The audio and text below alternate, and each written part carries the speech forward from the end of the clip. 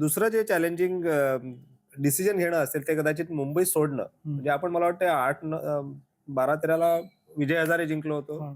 आणि त्यानंतर मुंबईला सोडून दुसरी लीग जॉईन करण्याचा निर्णय घेतला होता, की तसं काही झालं होतं? हो, हो, हो. मी जेव्हा मी 2007ला मुंबई क्रिकेट असोसिएशन जॉइन केलं, हां.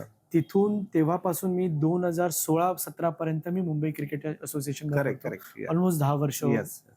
कोचेस बदलत होते, पण व्हिडिओ अॅनालिस्ट कायम होता. हां, कायम. त्यामुळे ते ते खूप लकी होतं. सगळे कोचेस येऊन हां, हां. सांगायचे, की आम्हाला सपोर्ट स्टाफमध्ये हवा आहे.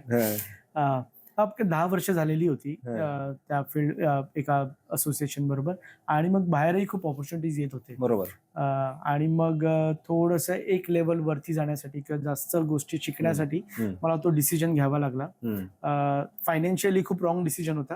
हं. पण प्रोफेशनल करिअर वाईज खूप चांगला डिसिजन होता असं अच्छा. मला आता वाटतंय. फायनान्शियली रॉंग डिसिजन होता. फायनान्शियली रॉंग डिसिजन होता कारण की मुंबई क्रिकेट असोसिएशन मला खूप चांगलं पे करत होते. Okay, okay. आणि ते एवढं पेमेंट सोडून हं. मला त्याच्यापेक्षा 20% पेमेंट वरती मी बाहेर जाऊन काम करायला लागलो. हो, अच्छा. सो मी मला वाटतं ते पी-एस-एलला तेव्हा हो, जॉइन झाला हो, हो. होता. मी पी-एस-एलला जॉइन शोएब झालेलो. मलिकची टीम हो, होती. पी-एस-एलला जॉइन झालेलो. हं. ती दुबईमध्ये होत होती तेव्हा. अच्छा, हां. तर सो तिकडे जाण्यासाठी मी असोसिएशन मधून रिझाइन करून त्या तिथे केलं. कारण की तिकडे योहान बोथा कोच होता. ओके. सो योहान बोथाने मला फोन करून विचारलं, की मी आता कोच झालेलो आहे पी-एस-एलला आणि सी-पी-एलला. हं. तर तू कीन असशील तर मी तुला दोन्ही ठिकाणी घेऊन जाईन. Okay, okay. सो मला ती थोडी इंटरनॅशनल क्रिकेटला टच करण्यासाठी हं. मला एक संधी ती दिसून एक आली. एंट्री म्हणता येईल, की हो. इंटरनॅशनल क्रिकेटला तिथून मग एक-एक दरवाजे उघडत गेले पुढे. हो, हो, हो. ओके. सो मग त्याने थोडा सपोर्ट दिला मला, की मी हं. तुला आपण 2 लीगमध्ये एकत्र काम करू. हं.